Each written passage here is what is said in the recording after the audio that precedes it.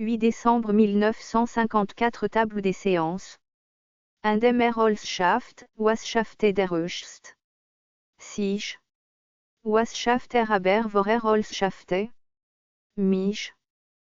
Que faisait le Tout-Puissant au moment où il a fait la création? Sich, soi-même. Qu'est-ce qui était avant qu'il fasse quoi que ce soit? Mich, moi-même. Confère 15 juin 1955. Astérisque Daniel von Tchepko 1605 à 60. Ce distique d'Angelus Silesius astérisque lapsus, nous aurons peut-être à le rencontrer tout à l'heure. Je l'espère tout au moins. Si j'arrive à vous mener aujourd'hui où je veux. Les lois de cet enseignement ont en elles-mêmes quelque chose qui est un reflet de son sens. Qu'essayons-nous de faire ici? Je ne prétends pas faire mieux que ne peut le faire la lecture des œuvres de Freud, si vous vous y consacrez. Et d'autre part je ne prétends pas la remplacer si vous ne vous y consacrez pas. Car, assurément dites-vous bien que vous ne pouvez vraiment donner son sens et sa portée à la forme que j'essaie de donner. Ici à l'enseignement freudien, que si vous vous référez aux textes et si vous confrontez les aperçus que je vous donne. Avec les problèmes que peuvent vous poser ces textes parfois difficiles, ces textes parfois empreints d'une problématique. Tissu de questions qui n'est pas sans, vous l'avez remarqué, j'espère que vous avez assez lu Freud pour cela, se manifester. Dans ce qu'on peut appeler des contradictions, contradictions organisées, mais contradictions.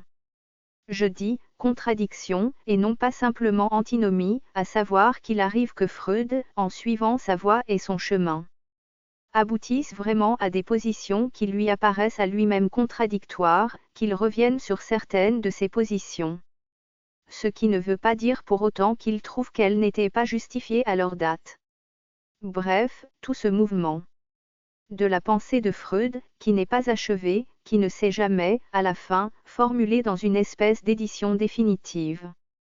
Dogmatique à proprement parler, c'est cela que vous devez apprendre à appréhender par vous-même.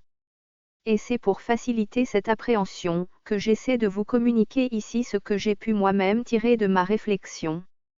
À la lecture des œuvres de Freud, éclairée par une expérience qui, dans son principe au moins, était guidée par elle. Je dis, dans son principe au moins, puisque vous savez qu'après tout, ce que je mets souvent en question ici, c'est que cette pensée freudienne ait toujours été bien comprise, et même rigoureusement suivie dans le développement de la technique analytique. Et c'est en cela qu'en fin de compte tout ce que je vous propose pointe dans des applications pratiques, dans un esprit de la technique. Mais, bien entendu, si les choses sont ce qu'elles sont, si je vous apprends que Freud a découvert dans l'homme le poids et l'axe d'une subjectivité dépassant l'organisation individuelle en tant que somme des expériences individuelles, et même ligne du développement individuel, c'est aussi ce que nous essaierons de réaliser ici, une subjectivité. Si nous l'entendons comme j'ai essayé de la formuler devant vous, en donnant une définition possible. Comme un système organisé de symboles, prétendant à couvrir la totalité d'une expérience, à l'animer, à lui donner son sens. C'est dans toute la mesure où vous vous inspirerez, c'est bien le mot, des directions, des ouvertures qui sont apportées ici.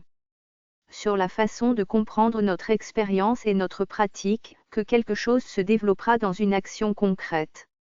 Qui ne sera pas seulement dirigée, mais qui sera à proprement parler prolongeant une certaine perspective qui est celle que je cherche à vous faire acquérir. Ce n'est pas toujours une opération simple, puisque très exactement dans cette sorte d'enseignement comme dans une analyse, nous avons affaire à des résistances, et que les résistances ont toujours leur siège. Exactement là où elles doivent l'avoir. L'analyse nous apprend qu'elles l'ont dans le moi, ce qui correspond au moi, et que j'appelle parfois la somme des préjugés. Qu'à tout savoir et que nous avons chacun individuellement. Il s'agit ici, très exactement, de quelque chose qui inclut notre savoir, c'est-à-dire en fin de compte ce que nous croyons savoir, car savoir quelque chose est toujours par quelque côté. Croire savoir. Ce quelque chose qui s'appelle résistance nous pouvons le constater dans l'expérience, quand le point de vue d'une perspective nouvelle vous est apportée d'une part d'un côté qui se trouve décentré par rapport à votre expérience. Rien que déjà dans ce mouvement qui s'opère toujours, par quoi vous essayez plutôt à retrouver l'équilibre, le centre habituel de votre point de vue, plutôt qu'à vous ouvrir à ce que vous apporte de nouveau, de concurrent, de complémentaire. À vos notions, les plus problématiques, ces notions qui surgissent d'une autre expérience. Cela est déjà le signe de ce que je vous explique, et qui s'appelle résistance. 27. Disons que l'un d'entre vous, par exemple. Prenons un exemple, je regrette qu'il ne soit pas là aujourd'hui. J'aurais mieux aimé que ce fût lui, Perrier, qui exprima lui-même ou reprit le sens de son intervention. À propos de ce que M. Lévi-Strauss nous a apporté l'autre jour concernant ce que nous pourrions appeler la relativation de la réalité familiale, sa relativation radicale, valable à son point de vue, qui était pour nous, j'espère, source d'ouverture et occasion de réviser ce que peut avoir pour nous de trop fascinant, de trop immédiat, de trop absorbant. Une réalité qui est celle que nous avons à manier quotidiennement. Celui de nos compagnons de route dont il s'agit, posait la question, après tout, avant de nous poser toutes ces questions. Concernant le conventionnalisme, le symbolisme du système familial, rappelons une chose, que dans la famille, il n'y a pas que les parents, il y a quelque chose qui est essentiel et à quoi tous participent, c'est qu'il y a des enfants. Et du point de vue de l'enfant, la réalité de la famille se rétablit dans une perspective qui nous permet, en toute occasion, de nous perdre dans un relativisme extrêmement déroutant, et qui nous affirme que ce à quoi nous avons affaire, c'est à cette relation de l'enfant aux parents, grâce à quoi il éprouve le besoin de saisir, et il lui est imposé la nécessité de s'amarrer par rapport au groupe père-mère, avec à l'intérieur de cela tous les problèmes que cela comportera. Quant à la signification de chacune de ces deux expériences, je dirais que pour bien faire sentir à quel point nous avons en effet toujours à lutter contre cette sorte de fausse évidence, dans l'expérience analytique, qui est là bien saisie sur le vif, je dirais simplement que quelque chose issu d'une expérience qui n'a pas été longue à suivre. Ah, le voilà celui qui est en cause. Il s'agissait, Perrier, de votre intervention pour ramener la famille à la solide réalité de l'expérience de l'enfant, et dont je montrais qu'elle était quelque chose qui a toute sa portée. Je rappelle ce point que vous aviez manifesté. De rappeler le centre de ce qu'on pourrait appeler notre expérience analytique, celle qui fait que chaque individu est un enfant. Et que comme telle la famille de toute façon tient du relativisme, du conventionnalisme, du symbolisme qui la fonde. Le système d'échange sur lequel nous avons mis l'accent dans la perspective non analytique. Je voulais montrer combien, quelles qu'aient été exactement vos intentions au moment où vous l'avez fait. C'est quelque chose qui déjà en soi-même montre le penchant de l'esprit à ramener à un certain centre riche d'expérience individuelle, psychologique, ce qui est l'expérience analytique elle-même. Et je vais vous montrer la différence de point de vue, en vous disant, je commençais à le dire tout à l'heure, que pas plus tard que le lendemain, au groupement qu'on appelle contrôle, nous étions en présence de quelque chose comme ceci. Un sujet rêvait précisément d'un enfant, tout à fait dans son stade d'impuissance, couché sur le dos, comme une petite tortue renversée et agitant ses quatre membres, stade tout à fait primitif du nourrisson. Il rêvait de cet enfant. Tout de suite, pour certaines raisons, j'étais amené à dire à la personne qui me rapportait ce rêve. Cet enfant, c'est le sujet. Il n'y a aucun doute. Vous verrez dans la suite qu'il y avait des raisons pour cela, et il y avait un second rêve, après tout ce n'était pas donné. Que ce fût le sujet, il y avait un second rêve qui l'éclairait merveilleusement sur tous les points. Donc, un sujet rêve d'un enfant, image isolée. Je dis à la personne qui rapporte ce rêve, cet enfant, c'est le sujet. Et ce qui vient ensuite c'est un autre rêve, qui m'est rapporté, qui confirme cette imagerie, comme représentant le sujet. Comment le confirme-t-il ? En ceci, c'est un rêve où la personne du rêveur se baigne dans une mer, qui a des caractéristiques très spéciales.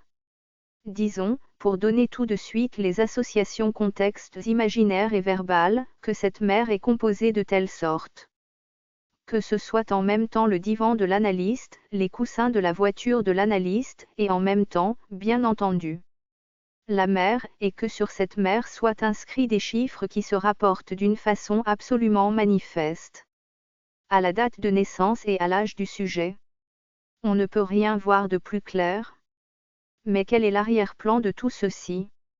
Dans le cas précis, c'est le fait que le sujet est engagé dans une situation vitale où il semble fantasmer une paternité imaginaire de sa part, et que déjà au cours de notre élucidation du cas antérieurement, nous avons remarqué que si le sujet est si préoccupé de la paternité qu'il peut avoir à se sentir responsable vis-à-vis d'un enfant qui va naître, cette situation vitale où il est, et qui se présente d'une façon tellement ambiguë qu'à la vérité il ne peut pas ne pas venir à l'esprit que le sujet doit avoir pour cela de profonds motifs. 28.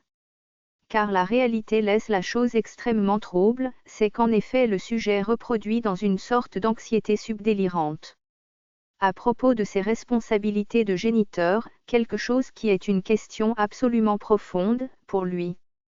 À savoir, est-il, oui ou non, lui-même un enfant légitime?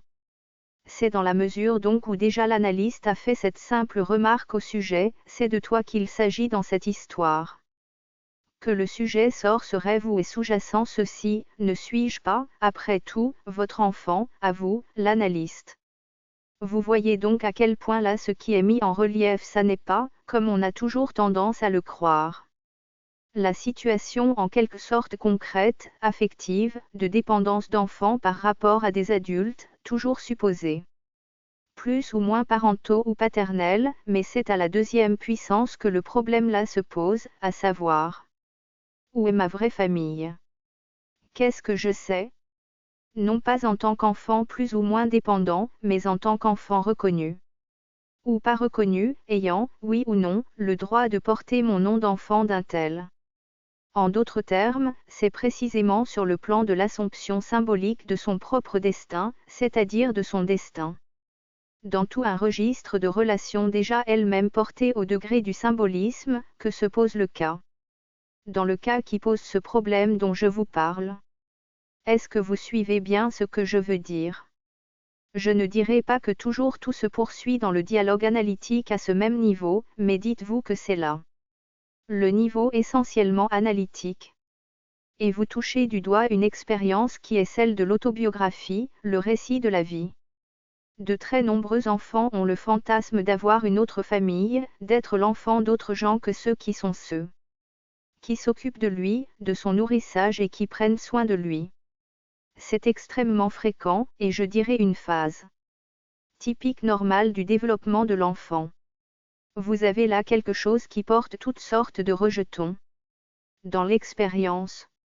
De toute façon, il n'est pas permis de le négliger, même en dehors de l'expérience analytique.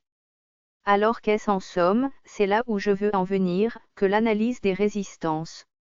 L'analyse des résistances, ça n'est pas, comme on tend sinon à le dire, à le formuler, et on le formule, je vous en donnerai bien des exemples, mais beaucoup plus à le pratiquer, ça n'est pas intervenir auprès du sujet pour qu'il prenne conscience de la façon dont ses attachements, ses préjugés, l'équilibre de son moi, l'empêchent de voir.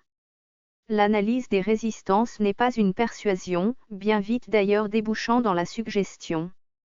Ça n'est pas de renforcer, comme on dit, le moi du sujet, ou de s'en faire, comme on dit, de la partie saine du moi à un allié. Ce n'est donc pas de porter le dialogue sur le fait qu'il y a à le convaincre de quelque chose. C'est de savoir à quel niveau précis, à chaque moment où vous êtes apporté le texte ou ce qu'on appelle improprement le matériel, c'est de savoir à quel niveau, à chaque moment de cette relation analytique, doit être apportée la réponse. Il est possible qu'à certains moments elles doivent être apportées au niveau du moi, cette réponse. Mais vous voyez bien que là, dans le cas que je vous dis, ce dont il s'agissait était de faire comprendre au sujet qu'il pose une question qui ne se réfère pas tellement à ce qui peut pour lui être éprouvé, résulter de tel ou tel sevrage, de tel ou tel abandon, de tel ou tel manque. si on peut dire vital d'amour ou d'affection, que de savoir qu'à ce moment ce qu'il exprime bien malgré lui à travers toute sa conduite, c'est essentiellement son histoire en tant qu'il la méconnaît, en tant qu'il cherche obscurément à la reconnaître. En tant que sa vie est orientée par une problématique qui n'est pas tellement celle de son vécu, que celle de ce que son histoire signifie, de ce que signifie, à proprement parler, son destin. Ceci est important parce qu'en fin de compte, si le symptôme analytique est ce que je vous dis, parce que c'est écrit en toutes lettres dans notre expérience. Si le symptôme est lié à ce niveau de la parole, matrice de cette part méconnue du sujet, qui n'est pas le niveau seulement de son expérience individuelle, mais qui est intégré à tout un texte historique qui fait que ça n'est pas tellement de lui qu'il s'agit, mais de quelque chose qui est entre lui et d'autres. Et même tellement entre lui et d'autres que c'est à cause de cette parole qu'il y a lui et qu'il y a les autres. Si c'est de cela qu'il s'agit, il est bien certain que le symptôme du sujet cédera en tant que l'intervention est portée à ce niveau. À ce niveau décentré, et non pas au niveau d'une reconstitution plus ou moins forgée d'avance, préfabriquée, au moyen de notre savoir, de nos idées théoriques, sur le développement, disons normal, normatif de l'individu. À savoir de ce qui lui aura manqué, ou de la façon dont il aura réagi à telle ou telle étape, et de ce qu'il doit apprendre à subir de frustration. Par exemple, c'est l'un ou l'autre, il s'agit de savoir si un symptôme se résout sur un registre, ou se résout sur un autre. La chose est d'autant plus problématique qu'il est bien certain que l'action que nous portons sur le plan de ce dialogue intermoïque, de cette normalisation ou normativation selon certains modèles de développement ne sera pas sans avoir certains retentissements et peut-être dans certains cas, pourquoi pas, psychothérapeutiques. Car on a fait toujours une psychothérapie, et la psychothérapie qu'on a commencé à faire, ça a toujours été sans très bien savoir ce qu'on faisait, mais assurément en faisant intervenir la fonction de la parole. 29. Mais cette fonction de la parole, il s'agit de savoir si elle est, oui ou non, dans l'analyse subjective. C'est-à-dire si elle exerce son action par quelque chose qui est toujours une substitution de l'autorité. C'est-à-dire de l'analyste au moi du sujet. Si l'ordre découvert, instauré, inventé par Freud prouve que la réalité axiale du sujet n'est justement pas dans son moi, mais ailleurs. Le fait d'intervenir en se substituant en somme au moi du sujet, ce qui est toujours ce qui se fait dans un certain mode de pratique de l'analyse des résistances, est une suggestion et n'est pas de l'analyse. Ceci doit tout de même avoir des sanctions, à savoir que le symptôme, quel qu'il soit, n'est pas proprement résolu. Quand l'analyse n'est pas pratiquée avec cette mise au premier plan de l'action de l'analyste de savoir où doit porter son intervention, où est essentiellement l'intervention analytique. Le point du sujet, si je puis dire, qu'il doit viser. Je vais pas à pas. Je crois avoir suffisamment accentué au cours de ces mois, voire de ces années qui précèdent. Ce que j'ai voulu dire en disant que l'inconscient c'est exactement ce sujet inconnu du moi, méconnu par le moi. Ce point du sujet, où son être humain à proprement parler, der Kern unseres Wesen, le noyau de notre être, écrit quelque part Freud. Dans le chapitre de la Trauung sur le procès du rêve, dont je vous ai prié de prendre connaissance, d'aborder la lecture. Quand Freud parle du processus primaire, il entend bien parler de quelque chose qui a un sens ontologique. Il l'appelle le noyau de notre être. Eh bien, si le noyau de notre être ne coïncide pas avec le moi, et si c'est cela le sens de l'expérience analytique, si une fois que nous l'avons appréhendé, si autour de toute une expérience s'est organisée et a déposé toutes ces strates de savoir, qui sont celles qui actuellement sont enseignées, cela nous a permis de voir et de mieux voir, car cela est un point essentiel. Ça a révélé sa fécondité, a permis de comprendre dans le développement des choses, qui étaient tout à fait masquées.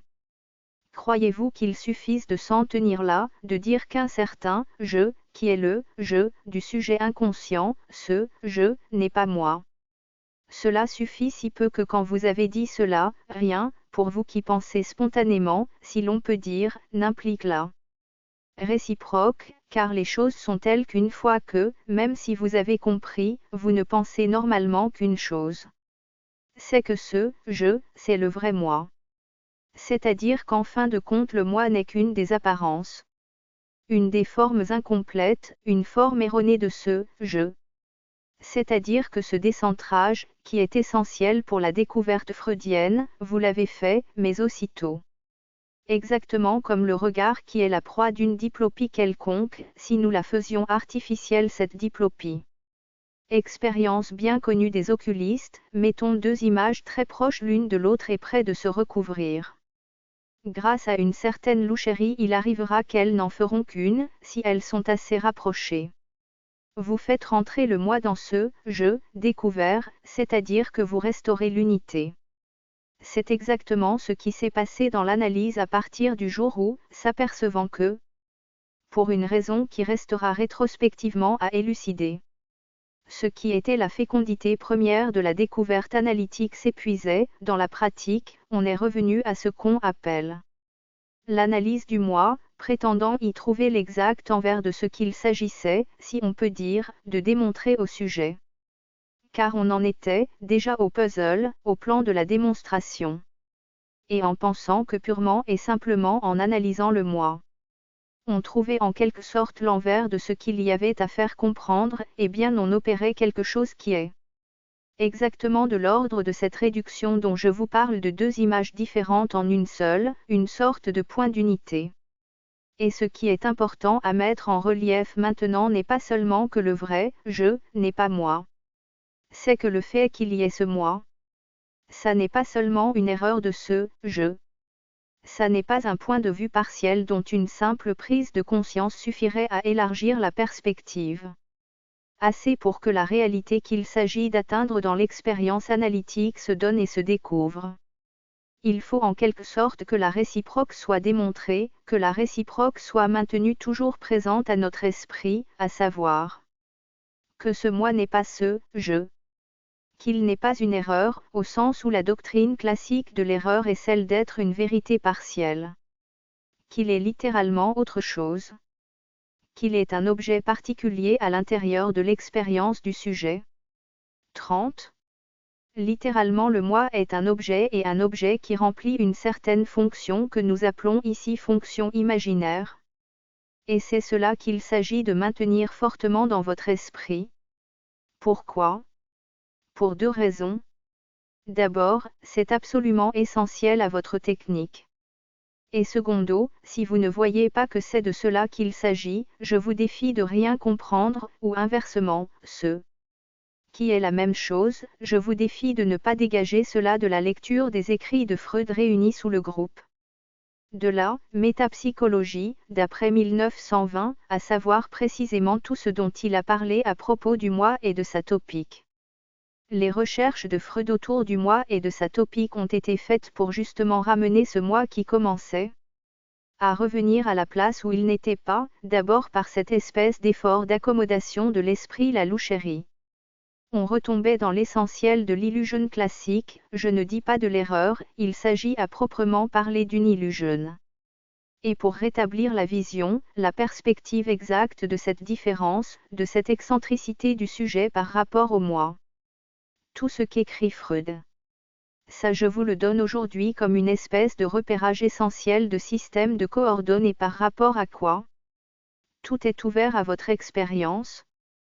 Que chacun se mette à lire ces textes et m'apporte, si vous voulez, les questions. Pourquoi je prétends que c'est là l'essentiel, et que c'est autour de cela que tout doit s'ordonner.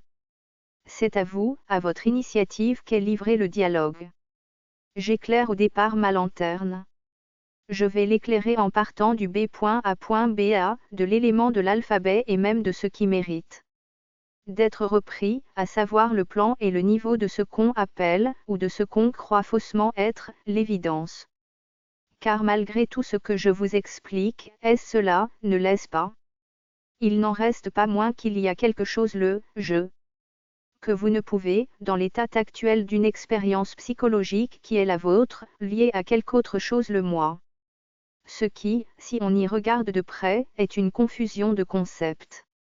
Seulement vous n'en savez rien parce que contrairement à tout ce qu'on peut croire, nous vivons beaucoup plus effectivement au niveau, en apparence, le plus immédiat des concepts que nous le croyons et en fin de compte. Ce point de réduction de ce qui est mis en relief dans l'expérience analytique, ce à quoi il y a à combattre. Et vous le verrez jusque dans Freud, qui en est embarrassé comme un poisson d'une pomme.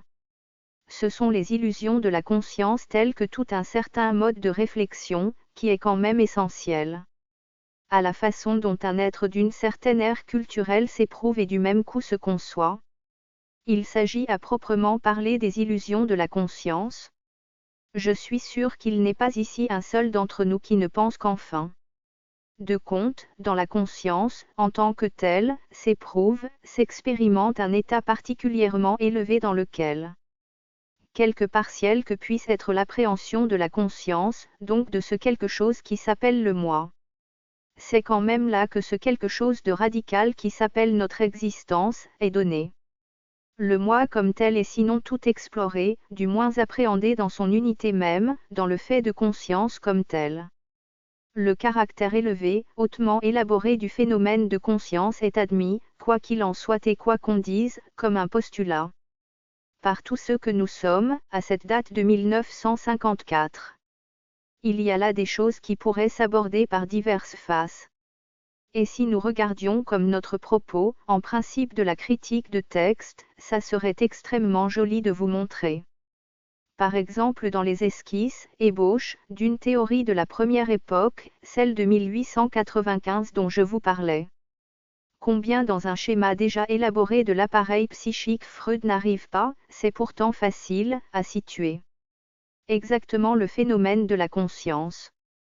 Et comment bien plus tard dans la métapsychologie, quand il s'agit de parler de ce qui se passe dans les différentes formes pathologiques, rêves, délires, confusion mentale, hallucinatoires, quand il les explique par des désinvestissements des systèmes, il se retrouve toujours devant un paradoxe quand il s'agit de faire fonctionner le système de la conscience et il dit, il doit y avoir des lois spéciales. Il n'arrive pas à faire entrer le système de la conscience dans la théorie. On peut dire que pour Freud la théorie proprement psychophysique de ce qui est investissement des systèmes intra-organiques, pour expliquer ce qui se passe dans l'individu, est hautement astucieux. C'est vraiment particulièrement bien fait et jusqu'à un certain point, si théorique que ce soit, si exact sur le plan biologique, car beaucoup de choses sont hypothétique quand même, ce que nous avons gagné d'expérience depuis à propos de la diffusion et de la répartition de l'influx nerveux, montre plutôt la valabilité de la construction biologique de Freud.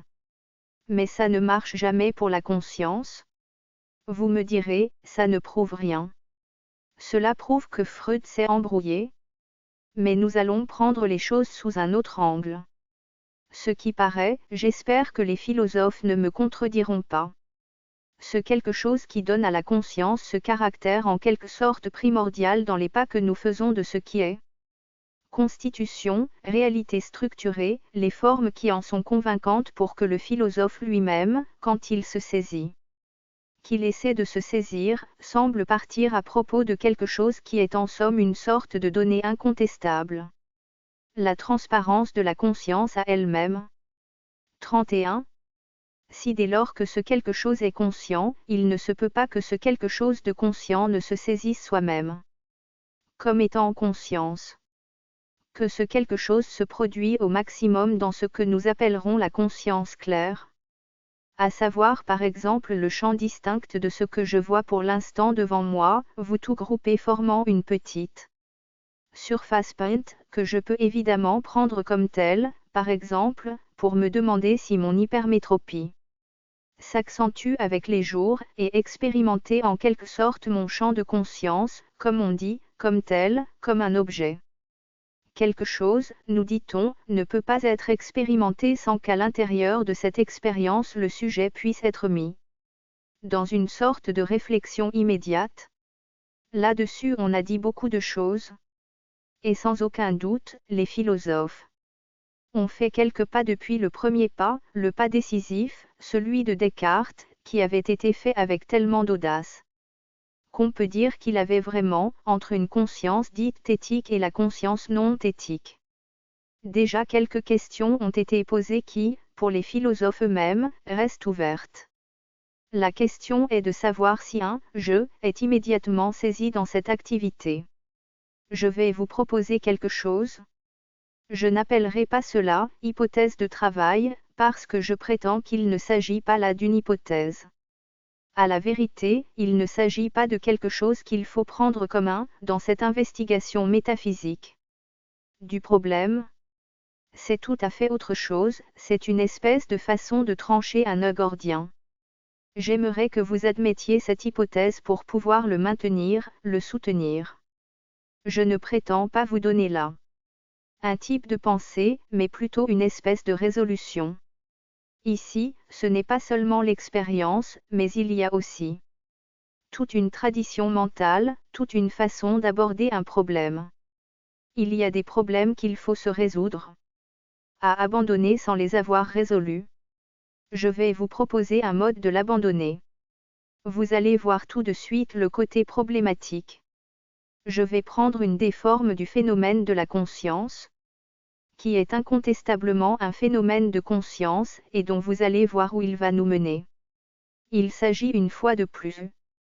Ça n'est pas par hasard, mais vous allez voir que ça n'est pas essentiel non plus, du phénomène de l'image dans le miroir. L'image dans le miroir, qu'est-ce que c'est ? C'est tout de même essentiellement un phénomène de conscience, ça n'est pas une image réelle.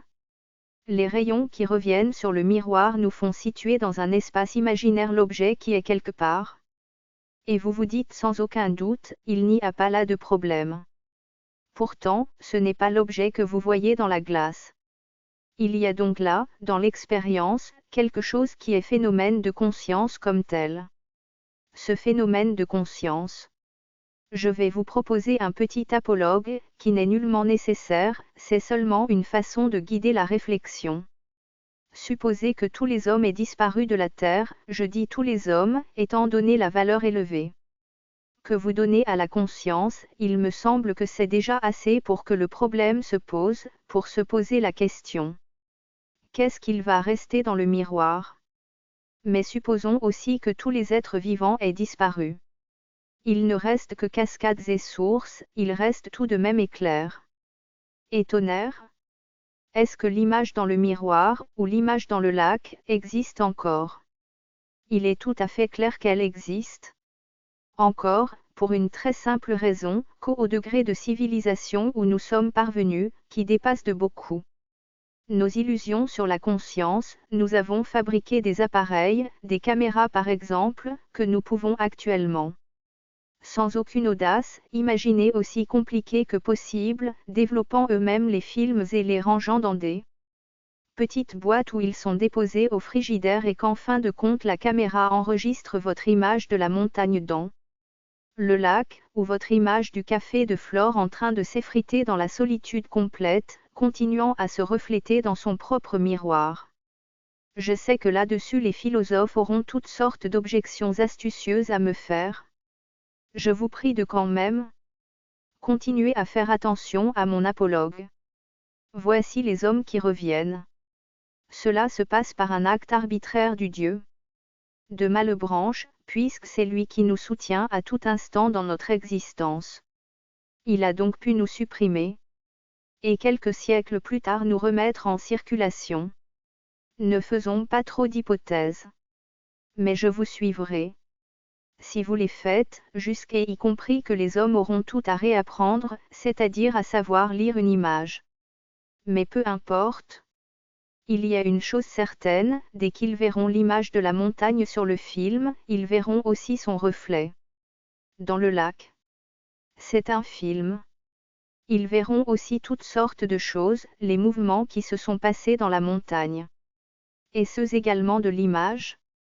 Nous pouvons pousser les choses plus loin, si la machine avait été plus compliquée. Elle peut être organisée de telle sorte qu'une cellule photoélectrique braquée sur cette image dans le lac est déterminée à ce moment-là je ne sais quelle explosion puisqu'après tout, il faut toujours, pour que quelque chose paraisse efficace, que se déchaîne quelque part une explosion. Et qu'une autre machine ait enregistré l'écho de cette explosion ou recueilli l'énergie de cette explosion. Voilà en fin de compte quelque chose que je vous propose de considérer comme étant essentiellement un phénomène de conscience qui n'aura été strictement perçu par aucun moi, qui n'aura été réfléchi dans aucune expérience moïque. Puisque toute espèce de moi, et du même coup de conscience du moi est absente à cette époque. 32. Vous allez me dire, minute papillon. Le moi est quelque part, il est dans la caméra. Eh bien, je vous dirai non, il n'y a pas l'ombre d'un moi dans la caméra. Mais par contre j'admettrai volontiers que le « je » y est, non pas est dans la caméra, mais y est pour quelque chose. Et je vous montrerai dans la suite ce que ça veut dire, précisément, que le « je » y est pour quelque chose. Il n'y a pas non plus l'ombre de « je » dans la machine.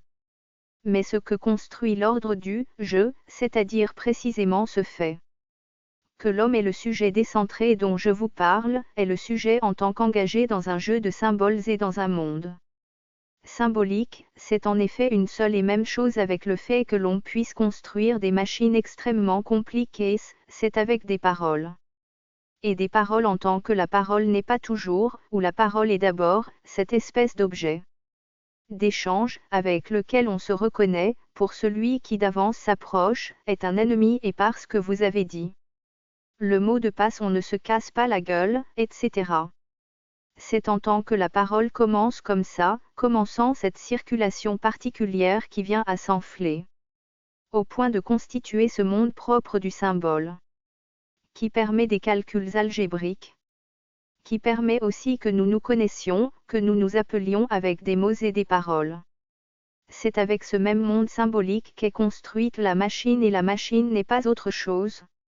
C'est, si vous voulez, la structure détachée de cette activité proprement subjective que je laisse pour l'instant en dehors. Et dont vous verrez qu'il y a encore des choses à dire, que c'est même là tout le problème, à savoir comment s'engage. Et justement se constitue son être à lui dans ce monde symbolique. Mais ce monde symbolique c'est le monde de la machine. Je dirais qu'il y a ceux qui sont fort inquiets de me voir me référer, paraît-il, puisque j'y faisais allusion l'autre jour, à ce monde divin. Je dirais pourtant que c'est un Dieu que nous saisissons ex machina, de la machine, à moins que nous n'extrayions machina ex deo, nous ne savons pas très bien encore exactement pour l'instant. C'est sur ce point que nous sommes. Mais bien entendu, cette machine, c'est elle qui fait la continuité grâce à laquelle non seulement les hommes, absents pendant un certain intervalle, auront l'enregistrement de ce qui s'est passé dans l'intervalle, mais à proprement parler de phénomène de conscience. Et en vous disant là, phénomène de conscience, vous voyez que je peux le dire sans absolument antifier aucune espèce d'âme cosmique, ni de présence qui soit dans la nature. Au point où nous en sommes, et peut-être justement parce que nous nous sommes assez bien engagés dans la fabrication de la machine, nous n'en sommes plus à confondre l'intersubjectivité symbolique avec la subjectivité cosmique. Nous sommes tout à fait détachés de cela. Ce qui ne règle pas pour autant la question ouverte, mais elle nous est indifférente, et en ce sens je vous dis que ce n'est pas une hypothèse que je vous développe, mais simplement un exemple qui vous montre que nous pouvons au départ et simplement par opération de salubrité, pour commencer à ne pouvoir véritablement poser les questions de ce qu'est le moi. Partir de ce qu'il est, contrairement à la vision que nous appellerons profondément religieuse de la conscience, considérée comme le sommet des créatures, fabrication de l'homme moderne, qui est quelque chose d'absolument extraordinaire. Car implicitement l'homme moderne pense que tout ce qui s'est passé dans l'univers depuis l'origine est fait pour converger vers cette chose qui pense, création de la vie et être précieux, l'homme, parmi lequel cet être unique qui est lui-même. Dans lequel il y a ce point privilégié qui s'appelle la conscience.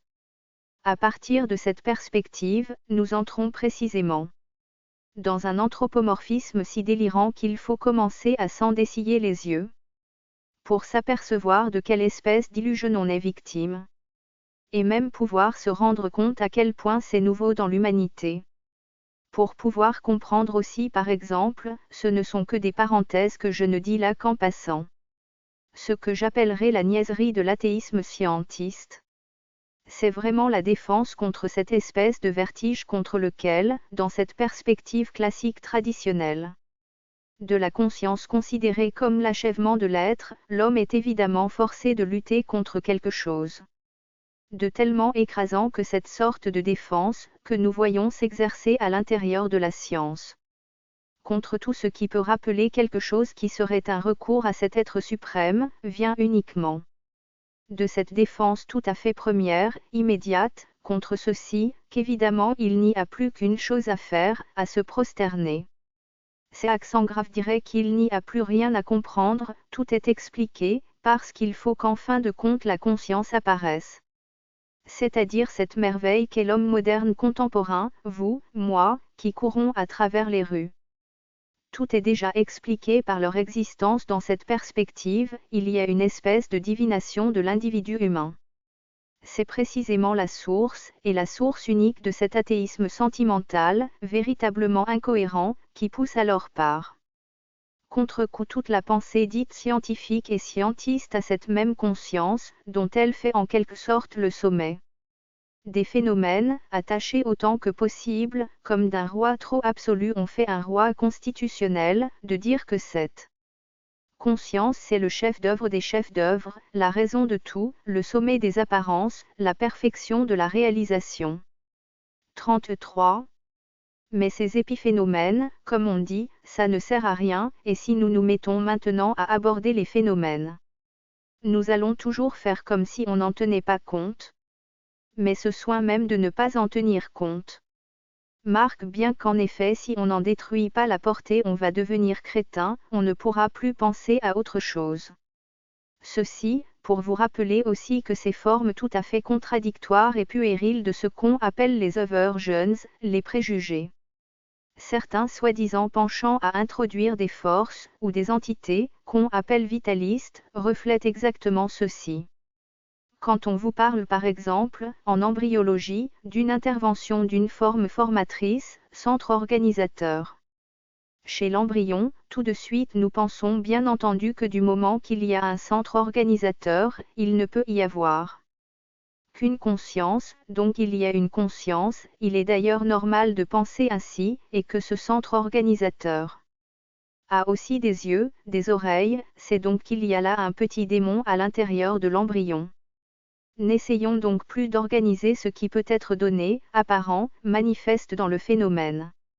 À cause de tout ce qui est supérieur, cela implique pour nous conscience et nous savons que la conscience est liée à quelque chose de tout à fait contingent. D'aussi contingent que la surface d'un lac dans un monde inhabité, à savoir l'existence de nos yeux ou oreilles. Bien entendu, il y a là quelque chose d'impensable, une espèce d'impasse, devant quoi s'arrêtent et viennent buter toutes sortes de formations qui dans l'esprit apparaissent s'organiser d'une façon contradictoire, et contre lesquelles en effet le bon sens a réagi par un certain nombre de tabous, qui engendrent toutes sortes de prémices, par exemple à l'investigation clinique, ce que l'on appelle le behaviorisme et qui dit, nous autres, nous allons nous mettre à observer les conduites totales. Ne faisons pas attention à la conscience. On sait assez que le behaviorisme n'a pas tiré tellement de fécondité de cette mise entre parenthèses de la conscience. Ce n'est pas le monstre qu'on croit, la conscience, et le fait de l'exclure, de l'enchaîner n'apporte aucun bénéfice véritablement. Bien qu'on dise depuis quelque temps que le behaviorisme l'a réintroduit en contrebande, en douce, sous le nom de behaviorisme molaire. Parce qu'à la suite de Freud ils ont appris à manier cette notion qui est celle du champ. Sans cela, ce qu'il a pu faire comme petit progrès en dehors est lié précisément au fait qu'il a consenti à observer une série de phénomènes à leur niveau propre, au niveau par exemple des conduites prises comme totales, considérées dans un objet constitué comme tel, à son niveau, sans se casser la tête pour savoir quels étaient les appareils élémentaires, inférieurs ou supérieurs.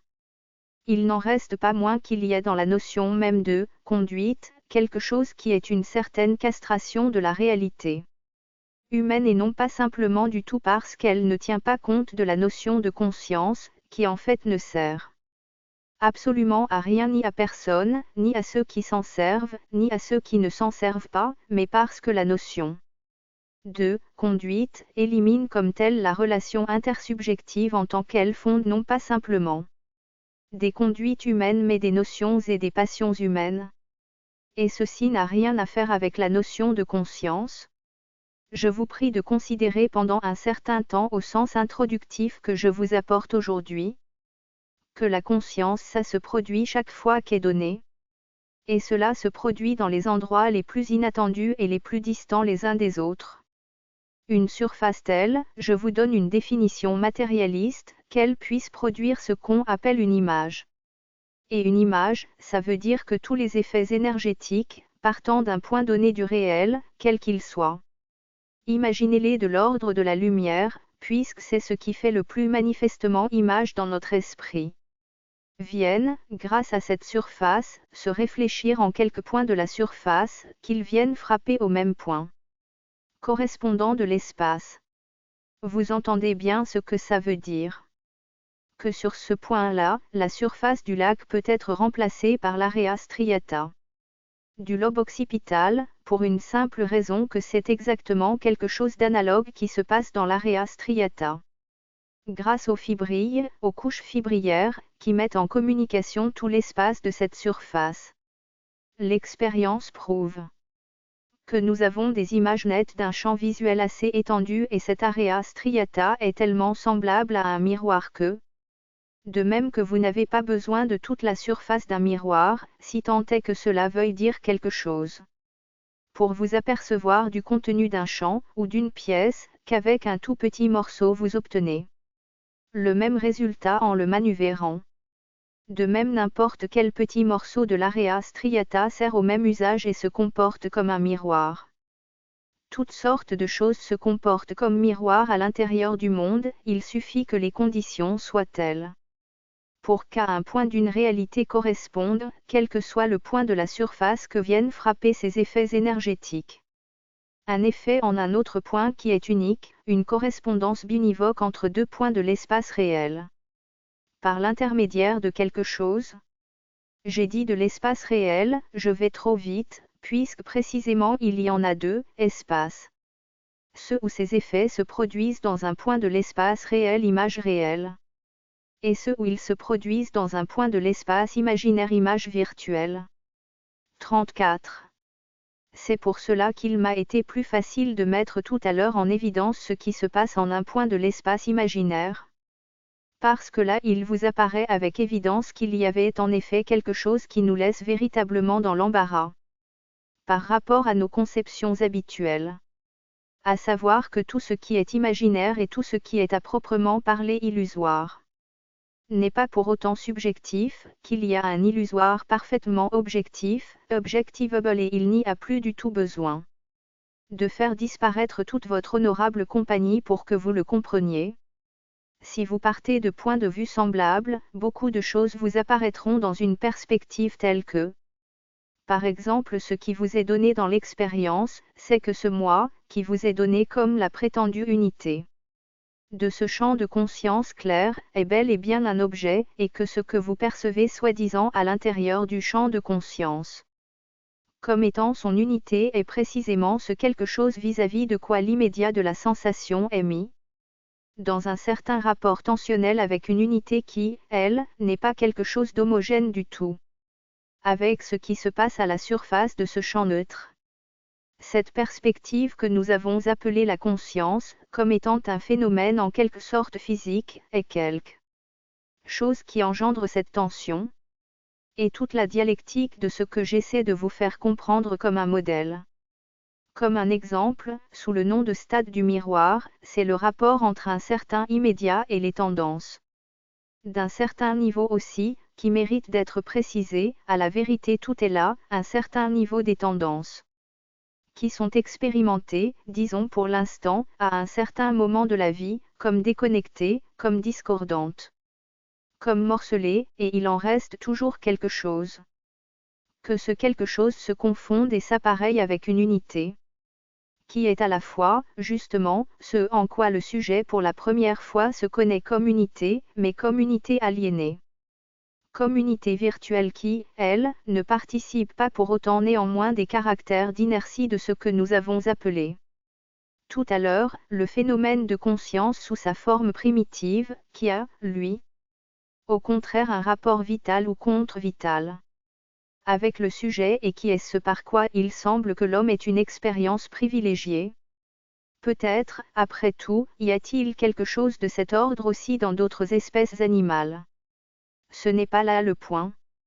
Absolument crucial, c'est un point qui, pour ce qui nous importe. Ne forgeons pas d'hypothèse, ne posons pas la question de savoir où cette dialectique de l'univers primitif, avec une unité appréhendée dans une expérience unique et aliénante, représentant le sujet comme aliéné, ayant dissipé sa propre unité où elle put se situer dans l'ordre de l'univers objectif.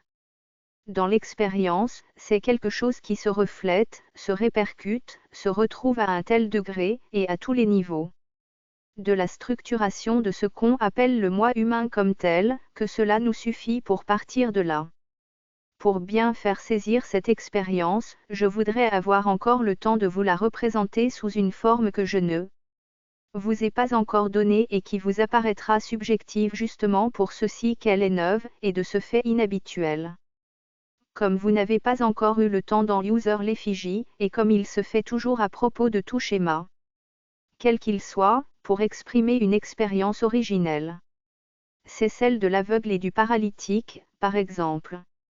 La subjectivité au niveau du moi comme tel est exactement comparable à ce couple, introduit par l'imagerie du XXe siècle. Et sans doute non sans raison, d'une façon particulièrement accentuée à cette époque. Ce qui est donné dans la moitié subjective, qui est celle d'avant l'expérience du miroir, d'avant cette appréhension de l'unité de soi-même, comme anticipé, c'est très précisément le paralytique, ce quelque chose qui ne peut pas se mouvoir tout seul. Si ce n'est de la façon la plus incoordonnée, la plus maladroite, et qui n'est, contrairement à l'image que nous nous en faisons. D'habitude, vous voyez qu'ici dans la relation le maître c'est l'image du moi contrairement aux apparences, et c'est justement ça qui constitue le problème de la dialectique, ce n'est pas, comme on le croit dans Platon, le maître qui chevauche le cheval, c'est-à-dire l'esclave, c'est bien le contraire, c'est le paralytique qui chevauche celui qui sait marcher. Mais qui, lui, est aveugle. Je dirais qu'il est aveugle, c'est une façon de parler, il est aveugle du point de vue de celui qui voit, mais ce qu'il voit, lui, c'est quelque chose d'autre, ou plus exactement. Puisqu'en fin de compte le paralytique c'est à partir de lui que se construit cette perspective dont il s'agit, c'est que quand il s'identifie à son unité, il ne peut s'y identifier qu'en entrant exactement dans l'attitude fascinée. Dans l'immobilité fondamentale, grâce à quoi il peut correspondre d'une façon équivalente au regard aveugle. Puisque c'est le regard d'une image, au regard sous lequel il est pris. L'autre image, car toutes les images sont bonnes, qui complétera celle de l'aveugle et du paralytique, est celle du serpent. Et de l'oiseau en tant que précisément l'oiseau est fasciné par un certain regard. Il est absolument essentiel à ce phénomène de constitution du moi comme tel en sa première expérience que ce rapport, qui est rapport de réflexion, soit aussi rapport fascinant, il est rapport de blocage. Il est ce dans quoi toute cette diversité incoordonnée, incohérente, du morcelage primitif prend son unité, précisément en tant que fasciné. Et cette image de la fascination, voire de la terreur, est tellement essentielle que je vous la remontrerai sous la plume de Freud, à ce niveau précis, c'est-à-dire au niveau de la constitution du moi comme tel. 35. Je vais vous donner une troisième image. Si quelque chose, puisque nous avons parlé des machines, était capable d'incarner pour nous ce dont il s'agit. Dans cette dialectique, je vous proposerai le modèle suivant, une de ces petites tortues ou renards, comme nous savons en fabriquer depuis quelque temps, et qui forme le jeu, l'amusette des savants de notre époque, les automates ont toujours joué un très grand rôle, ils jouent un rôle renouvelé à notre époque. Disons qu'une de ces petites machines auxquelles nous savons maintenant, grâce à toutes sortes d'organes intermédiaires, donner quelque chose qui ressemble presque à des désirs et des choses qui ressemblent aussi presque à une homéostase, ou même tout à fait. Disons qu'il s'agit d'une machine qui serait constituée de telle sorte qu'elle serait assez inachevée pour ne devoir son blocage définitif, à savoir sa structuration dans un mécanisme, au fait qu'elle perçoive, par quelque moyen que ce soit, une cellule photoélectrique, avec relais, la production d'une certaine image quelque part, qui fixe le mécanisme, qu'elle ne prendrait son unité que dans la perfection d'une autre machine toute semblable à elle-même, qui aurait simplement sur elle-même l'avantage d'avoir déjà pris ce blocage au cours de ce qu'on peut appeler une expérience antérieure. Une machine peut faire des expériences. Vous voyez ce qui en résulte. Le mouvement de chaque machine est strictement conditionné par la perception d'un certain stade atteint dans ce qu'on pourrait appeler la cristallisation, la fixation dans un certain point. Et c'est ce qui correspond à cet élément fasciné d'une autre machine. Mais vous voyez aussi quelle sorte de cercle peut s'établir, très exactement, du même coup, tout ce vers quoi pourra se diriger la première machine, celle d'où nous sommes partis, dépendra essentiellement de ce vers quoi aussi se dirige l'autre, parce que c'est toujours à l'unité de l'autre que sera suspendue l'unité de la première. Il n'en résultera rien de moins que certainement une situation en impasse, qui est celle de la constitution de l'objet humain, pour autant que lui-même est entièrement suspendu à une dialectique de jalousie-sympathie, qui est exactement ce qui est réfléchi et exprimé dans la psychologie traditionnelle par le caractère incompatible des consciences. Cela ne veut pas dire ce qu'on croit, qu'une conscience ne peut pas concevoir une autre conscience, puisque le propre d'une conscience serait au contraire de les concevoir toutes, une conscience des consciences. Mais par contre, la stricte incompatibilité d'un moi, qui est entièrement suspendu à l'unité de l'autre, avec cet autre comme moi, c'est-à-dire avec cet autre en tant que s'avançant vers un objet comme tel, comme désiré, comme appréhendé. C'est lui ou moi qui l'aura, il faut bien que ce soit l'un ou l'autre. Car en fin de compte, quand c'est l'autre qui l'a, c'est parce qu'il m'appartient, ou plus exactement aussi, si je puis, à partir de ce schéma, appréhender ou désirer quelque chose, c'est en tant que l'autre a commencé de s'y diriger, puisque c'est l'autre qui me donne le modèle et la forme même de mon unité. Cette dialectique de la rivalité essentielle, comme constitutive de la connaissance humaine, de la connaissance à l'état pur, est évidemment une étape virtuelle. Car vous voyez bien, il n'y a pas de connaissance à l'état pur, car c'est précisément dans cette communauté stricte du moi avec l'autre dans le désir de l'objet que peut s'amorcer ce qui est tout à fait autre chose, à savoir la reconnaissance. Ceci suppose très évidemment un troisième. Car en fin de compte, pour continuer notre apologue, qu'est-ce qu'il faudrait pour que la première petite machine bloquée sur l'image de la deuxième puisse encore arriver à un accord, pour qu'elle ne soit pas forcée de se détruire sur le point de convergence de leur désir, qui est en somme le même désir, puisqu'ils ne sont pas à ce niveau, qu'un seul et même être, il faudrait que la petite machine puisse, comme on dit, informer l'autre. Qu'elle lui dise, je désire cela. Vous voyez bien que ce n'est pas possible. Parce qu'en admettant qu'il y ait un « je », tout de suite ceci se transforme en « tu désires cela », car « je désire cela » veut dire toi, autre, qui est mon unité, tu désires cela. Ceci ne nous étonne pas. Nous n'y retrouvons là que cette forme spéciale qui est celle essentielle du message en tant qu'humain, qui fait qu'on reçoit son propre message de l'autre, sous une forme inversée. Mais n'en croyez rien. C'est purement mythique ce que je vous raconte là. Car il n'y a aucun moyen que la première machine dise « je désire cela », car la première machine, en tant qu'elle est justement avant l'unité, est essentiellement désir immédiat. N'a pas la parole, pour une très simple raison, elle n'est personne. La première machine n'est pas plus quelqu'un que le reflet de la montagne dans le lac, et ce paralytique est aphone, il n'a absolument rien à dire. Pour qu'il s'établisse quelque chose, il faut qu'il y ait quelque chose quelque part, un troisième, qui se mette à l'intérieur de cette machine. Par exemple de la première, et puisse en effet prononcer quelque chose qui s'appelle un « je ». Mais ceci est tout à fait impensable à ce niveau de l'expérience. Cela est pourtant, parce que, vous le verrez, c'est précisément celui que nous trouvons dans l'inconscient, mais justement il est dans l'inconscient. 36. Là où nous pouvons le concevoir, pour que la danse de toutes les petites machines s'établisse, c'est très évidemment au-dessus des petites machines, c'est-à-dire là où M. Claude Lévi-Strauss vous a dit l'autre jour que s'établissait le système des échanges. À l'intérieur de ces petits groupes de machines, on pouvait, parce que le balai était réglé d'un ailleurs, céder la petite machine à un autre groupe. C'est ce que nous trouvons dans les structures élémentaires. Il faut que le système symbolique intervienne pour que dans le système conditionné par l'image du moi, quelque chose puisse s'établir, un échange.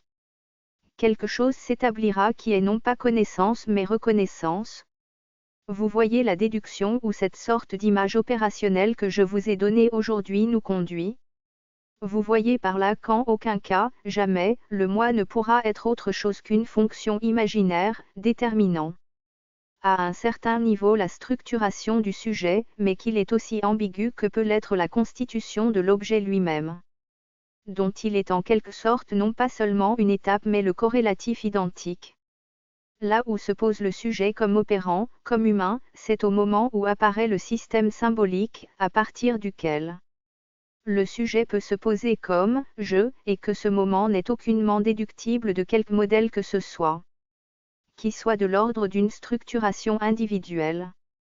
En d'autres termes, je vais vous l'expliquer sous une autre forme, pour que le monde du sujet humain apparaisse. Il faut que la machine, dans les informations qu'elle va donner, puisse faire une chose, qui est la seule chose qu'elle ne peut pas faire, c'est se compter elle-même, comme une unité parmi les autres. Pour qu'elle se compte elle-même, il faudrait évidemment qu'elle ne soit justement plus justement la machine qu'elle est, qu'elle soit quelque chose d'autre. Car on peut tout faire sauf qu'une machine s'additionne elle-même en tant qu'élément à un calcul. Voici l'angle sous lequel aujourd'hui je vous ai présenté les choses.